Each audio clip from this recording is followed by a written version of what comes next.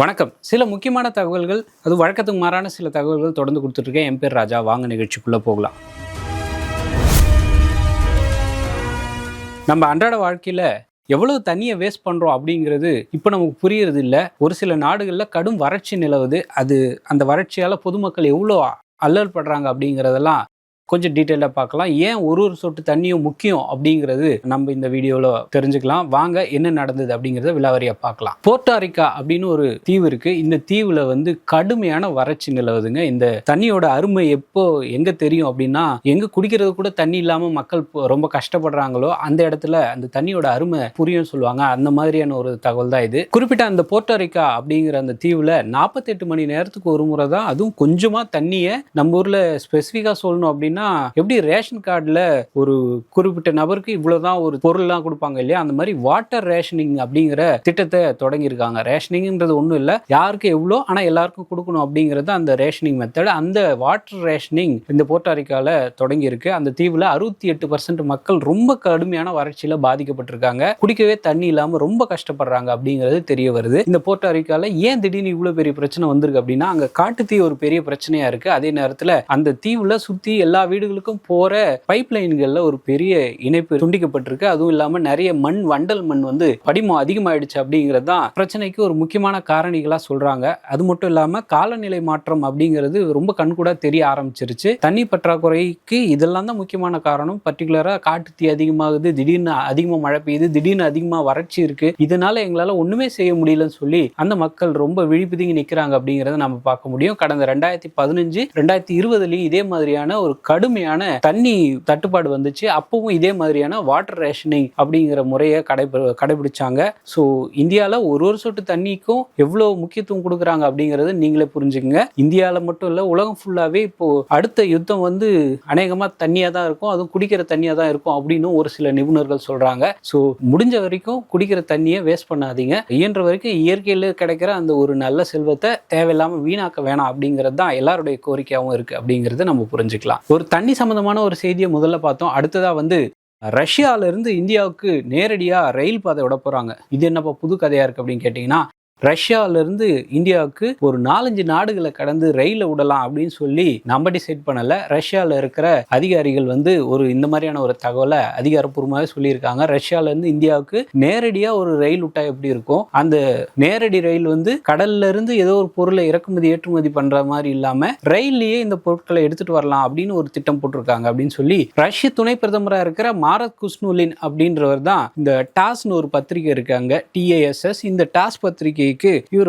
ஒரு பேட்டி கொடுக்குறாரு. அப்பதான் இந்தியாவுக்கு ரயில் விடுறது சம்பந்தமான ஒரு சாத்தியக்கூறுகள்லாம் எப்படி இருக்கு அப்படிங்கறத நாங்க ஆராய்ச்சி பண்ணிட்டு இருக்கோம் அப்படின்னு சொல்றாரு. இந்த ரயில் எங்கெங்கெல்லாம் கனெக்ட் ஆகுது அப்படின்னு பாத்தீங்கன்னா, Russia, Turkmenistan, Iran, Afghanistan, Pakistan and India. இந்த நாடுகள் வழியா ரஷ்யால ஆரம்பிச்சு இந்தியா வரைக்கும் வரணும்னா இந்த 3-4 நாடுகளை கடந்து தான் வர வேண்டியது இருக்கு அப்படிங்கறத நம்ம புரிஞ்சுக்கலாம். ஏன் திடீர்னு இவங்க ரயில் ரூட்டுக்கு இவ்வளவு கான்சென்ட்ரேட் பண்றாங்க அப்படின்னு பாத்தீங்கன்னா, இந்த ஸ்ட்ரெய்ட் ஆஃப் ஹார்முஸ்ன்ற ஒரு சின்ன ஏரியா, ஒரு 40 கிலோமீட்டர் ஏரியாவை கடக்க முடியாம ஷிப்ஸ் எல்லாம் எவ்வளவு கஷ்டப்பட்டுச்சு, அதே மாதிரி கச்சா எண்ணெய் விலை எவ்வளவு உயர்ந்துச்சு அப்படிங்கறத நம்ம ரீசென்ட் டைம்ஸ்ல பார்த்தோம். ஸோ இந்த மாதிரி ஃபியூச்சர்ஸ்ல ஏதாவது ஒரு பிரச்சனை வந்துச்சுன்னா கூட நம்ம அந்த ஸ்டேட் ஆஃப் ஹார்முஸையோ இல்ல வேற ஏதோ ஒரு கடல் வழியோ நம்பி இல்லாம ரஷ்யால போட்டோமா இந்தியாவில் எடுத்துக்கலாம் அப்படிங்கிற மாதிரி ஒரு ரயில் சர்வீஸ் விட்டுடலாம் அப்படிங்கிறது தான் இந்த ரஷ்யாவுடைய திட்டமா இருக்கு. ஸோ இது உண்மையிலே ஒரு பெரிய பொருளாதார ரீதியா நல்ல பெரிய ஒரு மாற்றத்தை உண்டாக்கும் அப்படின்றதும் வரவேற்கத்தக்க ஒரு விஷயமா பாக்குறாங்க அப்படின்னு சொல்றாங்க. பட் இந்த திட்டம் எவ்வளவு நாளுக்கு வரப்போகுது, எவ்வளவு நாள்ல வரப்போகுது, எவ்வளவு இதுக்காக செலவு பண்ண போறாங்க அப்படிங்கிறதுக்கு சம்பந்தமான எந்த விதமான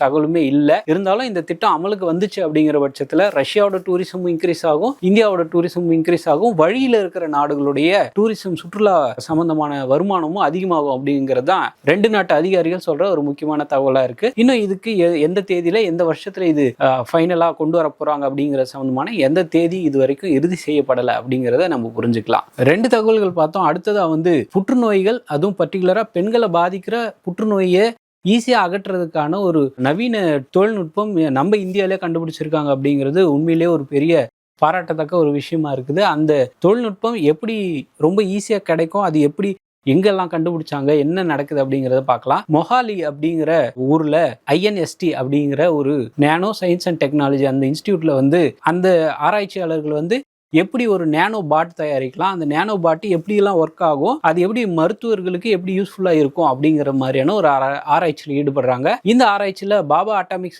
சென்டர்னு சொல்லுவாங்க இல்லையா, அந்த பாபா அணு ஆராய்ச்சி மையத்தில் இருக்கிற விஞ்ஞானிகளும் சேர்ந்து இந்த டீம் கூட ஒர்க் பண்ணியிருக்காங்க. மல்டி ஃபங்க்ஷனல் நேனோ பாட்ஸ் அப்படிங்கிற ஒரு பாட்டை உருவாக்கி இருக்காங்க. இது எப்படி ஒர்க் ஆகுது அப்படின்னா, நியர் இன்ஃப்ராரெட் லைட் அப்படிங்கிற அந்த லைட்டை வந்து வெப்பமா மாத்தி ஃபோலிக் அமிலம் யூஸ் பண்ணி புற்றுநோய் செல்கள் எங்கெங்கெல்லாம் இருக்குதோ அதை அடையாளம் கண்டு அதை பர்ஃபெக்டா டார்கெட் பண்ணி அந்த புற்றுநோய், பர்டிகுலரா மார்பக புற்றுநோயில எந்த இடத்துல இந்த கேன்சர் செல்கள்லாம் இருக்கு அப்படிங்கறத கண்டுபிடிச்சு அதை ஈஸியா அழிக்கிறது தான் இந்த நானோபாட்டுடைய வேலையா இருக்கு. இது ஒரு வகையான செய்தி அப்படின்னாலுமே இன்னொரு ரொம்ப அசத்தலான கண்டுபிடிப்பு ஒன்று நம்ம அசாம் மாநிலத்துல கவுஹாத்தில ஒரு ஐஐடி இருக்கு. அந்த ஐஐடியில தான் இன்னொரு புது கண்டுபிடிப்பு கண்டுபிடிச்சிருக்காங்க. அது என்னன்னா, தண்ணியில எந்தெந்த அளவுக்கு நச்சு பொருட்கள் இருக்கு, இந்த தண்ணி குடிக்கலாமா வேணாவா அப்படிங்கிறது தான் ஒரு எல்லாருக்கும் இருக்கிற ஒரு கேள்வி. ஏதோ தெரியாத ஊர்ல போய் அப்படியே எடுத்து அந்த தண்ணி குடிச்சிட்டோம்னா அதனால ஏதாவது உடல்நலக்குறைவு வரும் அப்படிங்கிறதுனால இது டெஸ்ட் பண்றதே ரொம்ப பெரிய சவாலா இருக்கு. அப்படிங்கிற பட்சத்துல இவங்க கண்டுபிடிச்சிருக்கிற ஒரு டிவைஸுக்கு பேரு EI அப்படின்னு சொல்றாங்க. இந்த EI அப்படிங்கிறத உருவாக்குறதுக்கே மொத்தமே 3500 ரூபா தான் தேவைப்படும் அப்படின்னு சொல்றாங்க. அப்படி 3500 உருவாக்கப்படுற இந்த டிவைஸ்ல ஏதோ ஒரு தண்ணியை நீங்க டெஸ்ட் பண்ணணும், இதுல என்னென்னலாம் நச்சுத்தன்மை இருக்கு அப்படிங்கறத டெஸ்ட் பண்ணணும்னா வெறும் 2 ரூபா இருந்தா போதும், அதை ரொம்ப ஈஸியா கண்டுபிடிச்சிடலாம் அப்படிங்கிறது தான் இந்த டிவைஸோடைய முக்கியத்துவமா இருக்கு. முதல்ல ஒரு தண்ணி சம்பந்தமான செய்தியை பார்த்தோம், இதுவும் ஒரு தண்ணி சம்பந்தமான செய்தி தான். ஆனா இதை வந்து பொதுமக்களுக்கு ரொம்ப ஈஸியா பயன்படுத்தக்கூடிய வகையில இந்த புதுசா இந்த டிவைஸை வந்து பொதுமக்களுக்கு கொடுக்கலாம் அப்படிங்கிற மாதிரியும் ஒரு பேச்சு அடிபட்டுக்கிட்டு இருக்கு. ஸோ இது ஃபியூச்சர்ல தண்ணி எந்த அளவுக்கு நச்சுத்தன்மையா இருக்குது அப்படிங்கறத ரொம்ப போற போக்குல அப்படி ஜஸ்ட் லைக் தட் ஈஸியா டெஸ்ட் பண்ணிடலாம் அப்படிங்கறதா இதுக்கு பின்னாடி இருக்கிற ஒரு நுட்பமா இருக்கு அப்படிங்கறத புரிஞ்சுக்கலாம். சீட்டிங் பண்றதுல தினசான சீட்டிங் நம்ம ஊர்களில் இருக்கோ இல்லையோ, வட மாநிலங்கள்ல குறிப்பா படிப்பறிவு ரொம்ப கம்மியா இருக்கிற ஒரு சில மாநிலங்கள்ல இவனை பார்த்தாலே ஈஸியா இவன் ஃப்ராடுன்னு தெரியுது, எப்படி இவனை நம்புறீங்க அப்படிங்கிற மாதிரி ஒரு சிலர்லாம் சொல்லுவாங்க இல்லையா. அந்த மாதிரி எந்த விதமான கேள்வியுமே இல்லாம நான் வந்து தேசிய பாதுகாப்பு ஆலோசகர் அஜித் தோவாலுடைய ரகசிய ஏஜென்ட் அப்படின்லாம் சொல்லி ஒருத்தர் வந்து காசு ஆட்டையை போட்டதா சொல்றாங்க. அந்த காசு எவ்வளவு ஆட்டையை போட்டாங்க கேட்டா நமக்கே ரொம்ப ஷாக்கிங்கா இருக்கு. பீகார்ல ககாரியா அப்படின்னு ஒரு மாவட்டம் இருக்கு. அந்த ககாரியா மாவட்டத்துல ஒருத்தர் வந்து எப்பவுமே கவர்மெண்ட் ஆபீசர் மாதிரியே சுத்திட்டு இருக்காரு. அண்டர் கவர் ஏஜென்ட் அப்படின்னு தன்னை சொல்லிக்கிற அந்த நபர் வந்து அவர் பேரு மணிஷ்குமார் குப்தா. இவர் வந்து நான் ஒரு IAS அதிகாரி, ஏற்கனவே சொன்ன மாதிரி தேசிய பாதுகாப்பு ஆலோசகருக்கு நான் வந்து ரொம்ப நெருக்கமான ஆளு, அவர் சொல்லி அனுப்பின ஆள் தான் நான் அப்படின்லாம் சொல்லி ஏமாத்தி யார்கிட்டலாம் ஆட்டையை போட முடியுமோ எல்லார்கிட்டையும் பணத்தையும் நிலத்தையும் ஆட்டையை போட்டு 100 கோடி ரூபாய் வரைக்கும் இந்த சொத்து சேர்த்திருக்கிறதா ஒரு தகவல் இருக்கு. சரி, நீங்க பெரிய கவர்மெண்ட் ஆபீசர் தானே, உங்க கையில எந்த தப்பும் இல்லைன்னா நாங்க கேட்கிற டாக்குமெண்ட்டை கொடுங்கன்னு சொல்லி போலீஸ் அதிகாரிகள் அப்புறம் இந்த எக்கனாமிக் அஃபென்ஸ் விங் இந்த ஆபீசர்ஸ் எல்லாருமா சேர்ந்து ஆய்வுக்கு வரும்போது ஆமா நான் உண்மையிலேயே IAS ஆபீசர் தான் அப்படின்னு சொல்லி ஒரு போலியா ஐடி கார்டுலாம் காட்டியிருக்காரு. அதுல கவர்மெண்ட் ஆஃப் இந்தியாலாம் எழுதி இருக்குது. இந்த மாதிரி எல்லாம் பார்க்கும்போது வந்த அதிகாரிகளை ஒரு செகண்ட் கன்ஃபியூஸ் ஆகி ஒருவேளை இவர் உண்மையிலேயே அதிகாரி தான் போல அப்படின்னு டேட்டாலாம் செக் பண்ணி பார்க்கும்போது அவர் ஒரு போலி ஃப்ராட் அப்படிங்கிறது தெரிய வருது. இவர் போலியா name plate government of India அப்படின்லாம் சீல்லாம் போட்டு கார் எல்லாம் ஒரு பில்டப் எல்லாம் பயங்கரமா பண்ணி வச்சிருந்திருக்காரு. 100 கோடி ரூபாய் அளவுக்கு சொத்து இருந்திருக்குது. இதெல்லாம் உடனடியா போலீஸ்காரங்களும் அதிகாரிகளும் அந்த சொத்துக்களை பறிமுதல் பண்ணியிருக்காங்க. 23 கிரெடிட் கார்டு வச்சிருக்காராமா, 4 பேங்க் அக்கௌண்ட் இருந்திருக்கு. மொத்தத்தையும் கவர்மெண்ட் அபிஷியல் சீஸ் பண்ணியிருக்காங்க. இது மட்டும் கிடையாது, ஒட்டுமொத்த பீகார்லயே மது விலக்கு அமல்ல இருக்கு. ஆனா இவரோட வீட்டுல மட்டும் 31 லிட்டர் ஃபாரின் லிக்கர்ஸ் எல்லாம் இருக்கு அப்படிங்கறதையும் அந்த அதிகாரிகள் கண்டுபிடிச்சிருக்காங்க. எப்படி பார்த்தாலும் இந்த அதிகாரி ஃபுல்லா கம்ப்ளீட்டா ஃபோர்ஜரி தான் பண்ணியிருக்காரு அப்படிங்கிறது வெட்ட வெளிச்சத்துக்கு வந்த உடனே அவர் மேல என்னென்னலாம் செக்ஷன்ல கேஸ் போட முடியுமோ எல்லாத்தையும் போட்டு விசாரிச்சுட்டு இருக்காங்க. பொருளாதார குற்றப்பிரிவு அப்படிங்கிற எக்கனாமிக் அஃபென்சிவ் விங் வந்து தனியா ஒரு கேஸை போட்டு எப்படி கவர்மெண்டோட சீல்லாம் நீங்க தப்பா யூஸ் பண்ணீங்க அப்படின்னு சொல்லி எல்லா செக்ஷன்லயுமே கேஸை போட்டு ஃபேக்கான அதிகாரி 100 கோடி சம்பாரிச்சிருந்தாலும் இப்போ வசமா மாட்டிக்கிட்டாரு அப்படிங்கிறது தான் நம்ம புரிஞ்சுக்க வேண்டிய ஒரு முக்கியமான விஷயம். சில முக்கியமான தகவல்கள் பார்த்தோம். அடுத்ததா வந்திருக்கிற ஒரு முக்கியமான தகவல், ஒரு விவசாயி தன்னுடைய மது பழக்கத்தால எப்படி தன்னுடைய சேமிப்பு எப்படி அது காணாம போச்சு அப்படிங்கிற சம்பந்தமான ஒரு தகவலை பார்க்கலாம். ராஜஸ்தான் மாநிலத்தை சேர்ந்த விவசாயி ஒருத்தர் தனக்கு சொந்தமான நிலத்தை வித்து அது குடும்பத்தினர் யாருக்கும் தெரியாம யார் கைக்கும் கொடுக்க கூடாது அப்படிங்கிற மாதிரி வச்சு ஒரு பள்ளம் தோண்டி யார் கைக்கும் கிடைச்சிடக்கூடாது, திருடங்க யாரும் இதை திருடிடக்கூடாது அப்படின்னு சொல்லி பள்ளம் தோண்டி ஒரு பிளாஸ்டிக் கவர்ல 5 லட்சம் ரூபாய் கேஷை அவருக்கு சொந்தமான இன்னொரு இடத்துல புதைச்சு வச்சுறாரு. அந்த புதைச்சு வச்ச பணம் நாளடைவுல இவருக்கு கொஞ்சம் மது பழக்கமும் இருக்கு அப்படிங்கிறதுனால எங்க புதைச்சோங்கிறத அவர் மறந்துடுறாரு. ஒரு கட்டத்துக்கு மேல ஆமா நான் ஒரு வாட்டி புதைச்சு வச்சேன், அந்த பணம் எங்க இருக்கு அப்படிங்கறதே தெரியல, மறந்துட்டேன் அப்படின்னு சொல்லி அவங்க ஃபேமிலி கிட்ட எல்லார்கிட்டையும் சொல்லியிருக்காங்க.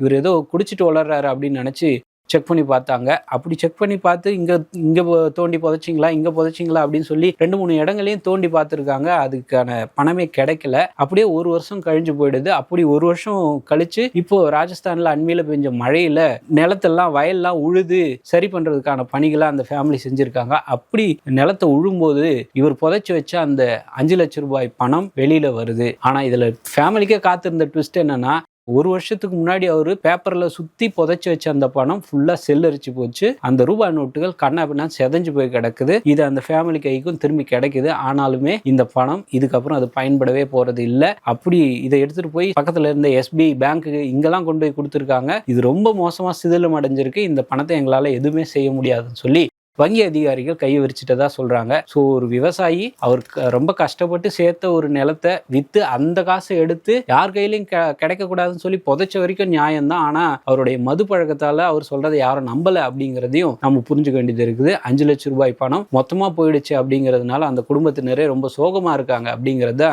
நம்ம புரிஞ்சுக்க வேண்டிய ஒரு முக்கியமான விஷயமா இருக்கு.